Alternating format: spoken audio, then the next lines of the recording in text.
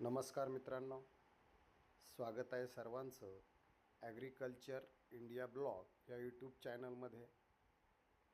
तर मित्रांनो, सध्या आपल्याकडे बऱ्याच जणांचे फोन येतात आणि कमेंट्स पण येतात की टोमॅटो बागेत फुलांची खूप गर्दी होते, पण अचानक फुलगळ सुरू झाली आहे.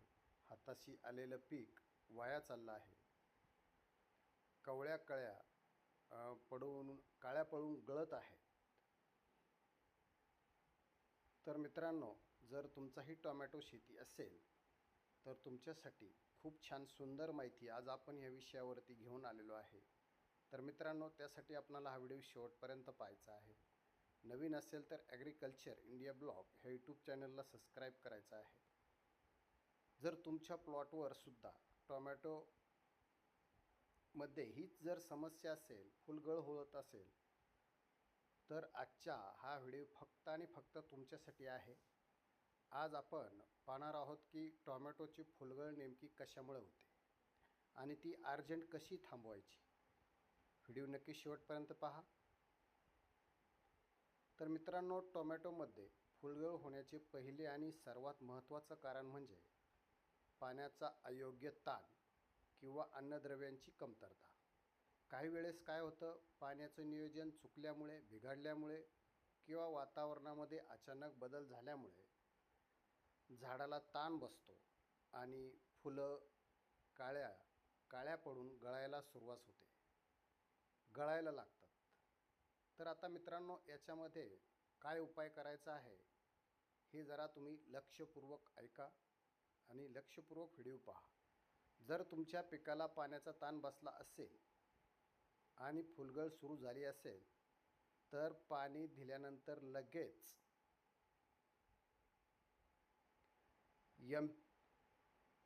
M45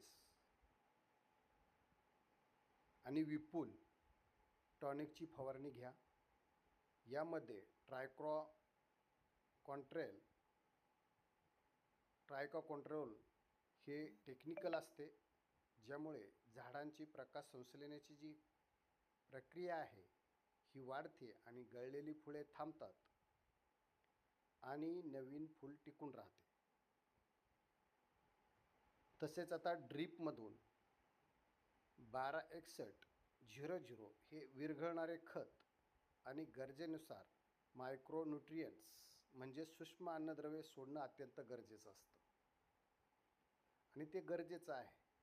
त्याच्यामुळं ह्या दोन गोष्टी तुम्ही तुमच्या टोमॅटो प्लॉटमध्ये लगेच त्याचा उपचार करू शकता.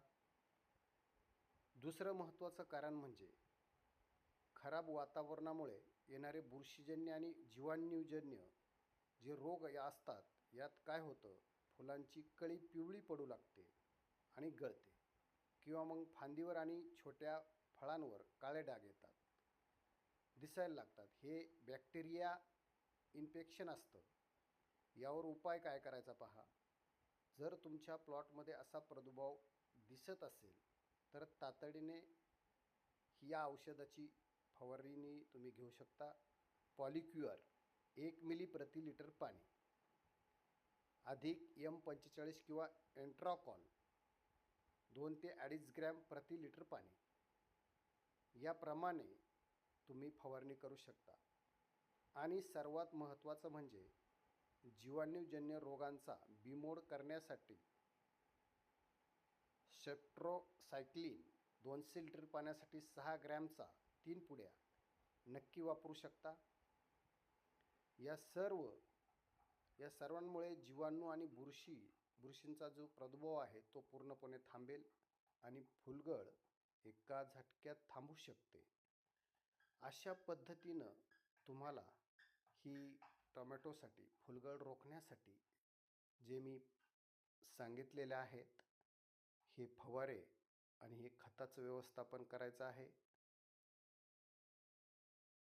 आता तिसरं आणि शेवटचं कारण म्हणजे जेव्हा टोमॅटो पिकामध्ये फळं फुगवण्याची जी स्टेज येते, तेव्हा बऱ्याचदा शेंड्यातील फुलं गळायला लागतात.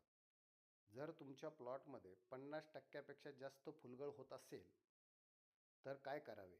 यासाठी आपणाला प्लानोफिक्स या संजीवकाचा वापर आपण करू शकता. जर तुम्ही ड्रीपद्वारे सोडणार असाल तर साधारण 20 गुंठ्याच्या प्लॉटसाठी साधारणपणे 250 मिली प्लानोफिक्स ड्रीपमधून सोडू शकता. आणि जर फवारणी करायची असेल तर प्रमाण अतिशय कमी ठेवावे लागते. फक्त 3 मिली प्रति लिटर 10 लिटर प्रति 3 मिली प्रति फक्त 3 मिली प्रति 10 लिटर पाण्यासाठी आपल्याला ते घ्यायचं आहे. किंवा मग 200 लिटर पाण्यासाठी 50 ते 60 मिलीपेक्षा जास्त वापरू नका. जास्त वापरल्यास साईड इफेक्ट होऊ शकतो. त्याच्यामुळे हा फवारा घेताना सुद्धा काळजी घ्यायची आहे. आणि यासोबतच फवारणीमध्ये कॅल्शियम बोरान 1 ग्रॅम प्रति लिटर आणि रेडोमिल गोल्ड हे 2 ग्रॅम प्रति लिटर हे बुरशीनाशक घेतल्यास टोमॅटोची साईज उत्तम फुगते आणि फुलगळ कायमची थांबते. त्याच्यामुळे हे औषध घेताना नियमात घ्या, नीट व्यवस्थित घ्या. आणि अशा पद्धतीनं तुम्ही जर तुमच्या टोमॅटो प्लॉटवरती फुलगळ रोखण्यासाठी जे सांगितलेले जी औषध आहे याचा